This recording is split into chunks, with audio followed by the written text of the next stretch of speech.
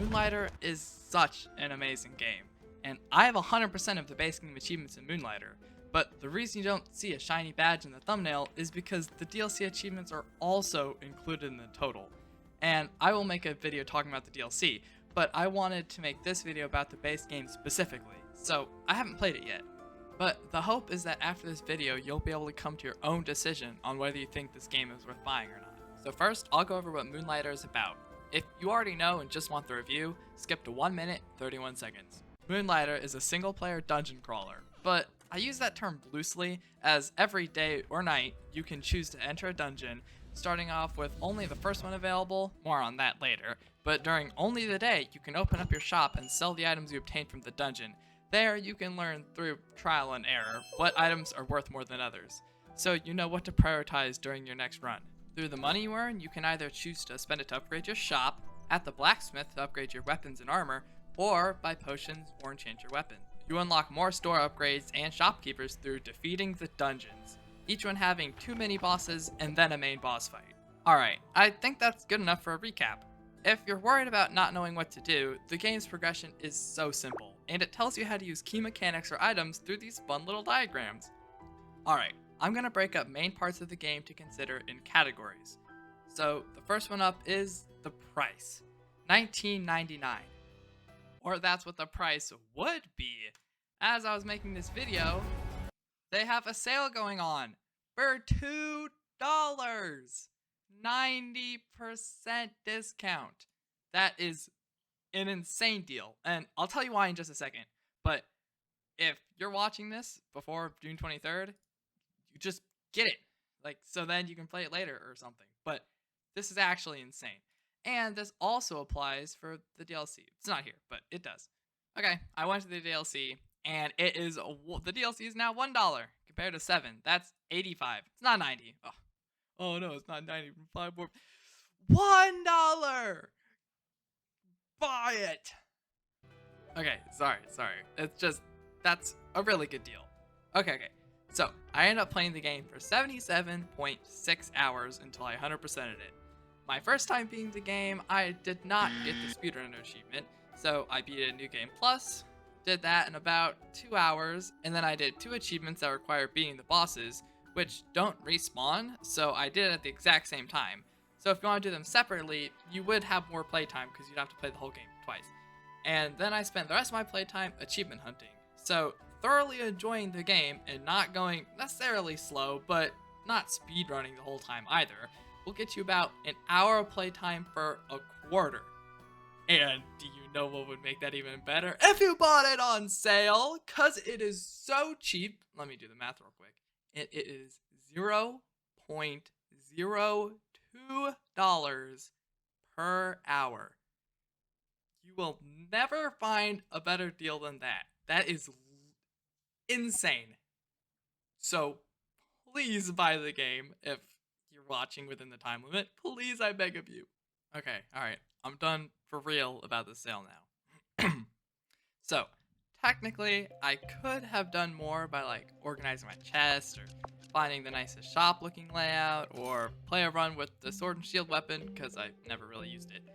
So, I wouldn't say there's infinite replayability, but you could play for longer than me. So, the price is very reasonable, especially if you buy it on sale. Oh, sorry about that. Okay. Next category is difficulty.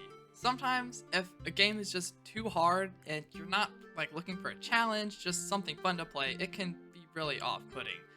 But this game really isn't very hard. I play a lot of games, so I'll try to judge it for someone who may not. Some of the things that may be hard is every once in a while a chest could be a mimic, and if you're not prepared, it could kill you. But if you enhance your armor and weapon at the potion lady and buy the best potions, you will be able to do it. And if you think you still might not be able to, the bosses don't have many attacks, so it's really not hard to learn their patterns. So overall, the game is about an easy to medium. Then there is enjoyment. What's the point of all the rest if it isn't fun? Well, the gameplay loop is addicting or fun enough that playing a solo player was worth it. Most of the time, I don't play solo player games when I could be playing multiplayer games with my friends. so it isn't often that I'd pick a single player game. It's just so fun going to the next dungeon after successfully defeating the boss, seeing all the new monsters and their drops, then finding the perfect price for the items.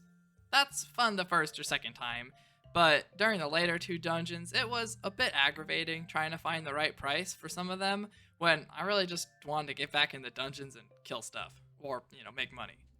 But the payoff is so worth it when you got everything just right and it's happy customers all over the store and you don't have to adjust the prices at all. Except for the demand mechanic.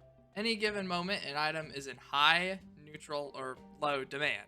Now, I was consistently too lazy to check, so I either just missed out on some profits if it's in high demand, or I figured out it was in low demand because the customers just wouldn't buy it. So then you either just don't sell it until it goes back to normal, or you lower the price. And I don't really like this because it doesn't save your prices if you sold it during low or high demand. So anytime an item is ever in low or high demand, you have to go and change the price. Every single time. And I don't want to fiddle with it, so I just don't sell it until it goes back to normal. But stuff like this is important, so you don't just farm high value items, but it's still really annoying that it doesn't save your low price. So if you want to actually sell it for the low price, you have to change it every time you ever put the item on the shelf. I just think they should have presets just like the normal demand items do. But little rant aside, there are still more good things. You can collect these little pets that drop from the mob they're a baby version of, and they're so cute. And unlike other games where they might be useless, they're actually useful. Well, most of them anyway. Comment if you want to see a video of me ranking them. And the weapons are all fun and enjoyable. They are well suited to different playstyles, but the bow is a little underwhelming. I wouldn't recommend it using it primarily as it doesn't do that much damage. In my playthroughs, I've mainly used it just for a little extra damage to bosses if they were too far away for me to reach. Especially considering its low damage just means the enemies are alive longer and you have a higher chance to get hit rather than just going up and killing them. But that's getting a little too specific, and that's the type of things I would say in a more descriptive breakdown of the weapons. So we'll move on to the next segment of movement. Something that can really make or break a game is how it feels to play, and the movement in Moonlighter is really nice. It's smooth, simple, and the roll or dodge feels great. Except one issue that makes the game literally unplayable. In the starting dungeon, there are rooms where this slime is on the floor and it slows you down. And in this patch specifically, you get slowed down even though there isn't any slime there. It's truly a tragedy, I know. Okay, now on to the final category, music. This game's music is so amazing, like, so pleasant. The bass music in the town is great. The music in the shop is so nice. Dungeon 1, 2, 3, and 4, they're all so good. And such nice background tracks. They have simple, memorable melodies that are so nice to listen to. Although the same dungeon multiple times for either the achievements can get a tad repetitive, but it's really not that bad. So taking all of this into consideration, I'll give Moonlighter an 8.9 out of 10. That rank may change when I rate other games, but it's a very well-rounded game, so I think it deserves it. Because the only major downsides are some of the achievements, the repetitive shop mechanic after playing for a bit, but the feeling when you get all the prices perfect makes it more than worth it. And combined with the enjoyable movement, pleasant music, and the fun simple things to do, it's definitely a game worth picking up. Especially if you're buying it on sale!